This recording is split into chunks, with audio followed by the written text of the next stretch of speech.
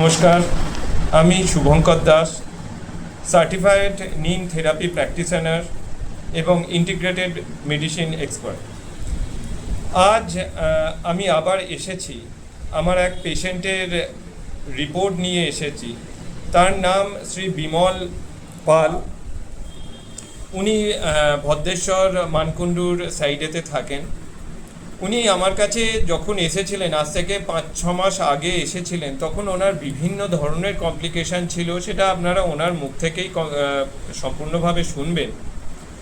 বিশেষ করে তার লাংস, গল ব্লাডার, ওনার ইউরিনারি ট্র্যাকেতে এবং ওনার প্রস্টেটেতেও বিভিন্ন ধরনের সমস্যা ছিল। তার সাথে আরও ওনার হিমোগ্লোবিন লেভেল কম ছিল, প্লেটলেট কম ছিল, প্লাস উনি ওভারওয়েট ছিলেন। ওনার গল ব্লাডারেতে আপনার ছিল, ওটা হচ্ছে গল ব্লাডারেতে আপনার ছোট ছোট পাথর ছিল এবং গল ব্লাডারের দেয়াল অনেক মোটাও হয়েছিল।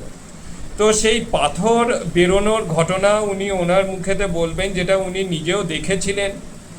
সবাই তো বলে যে পাথর নাকি বেরোয় না, পাথর ঠিক হয় না, বিশেষ করে গল ব্লাডারে। কেননা কিডনির পাথর তো নয়, আমাদের ইউরিনের মাধ্যমে ওটা বেরিয়ে যায় বা কিডনির পাথর সব গলে যায়, সবাই জানে।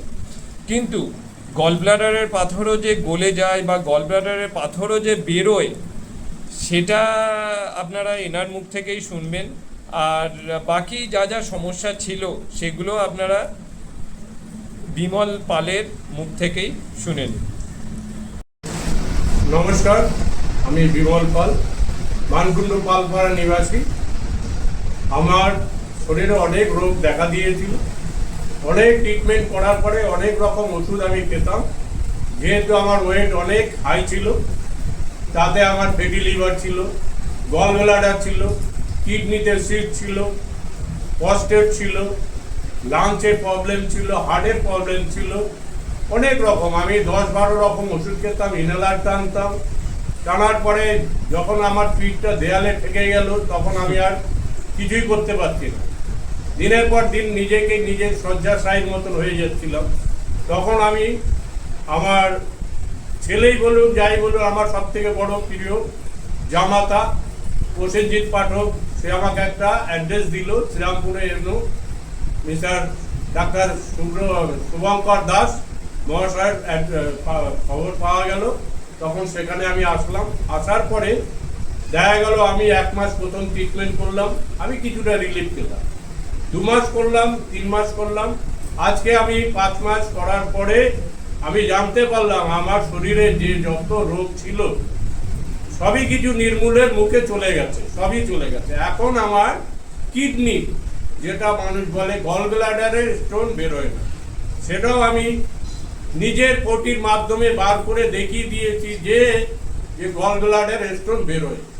সেটাও আমি ছবি তুলে ডাক্তারবাবুকে দেখিয়েছি। প্রত্যক্ষ প্রমাণ আমার কাছে এখনো রয়েছে, যে এই জিনিসগুলো রয়েছে আমার কাছে, যে আমি আয়ুর্বেদ ট্রিটমেন্ট করে এখন খুবই সুস্থ আছি।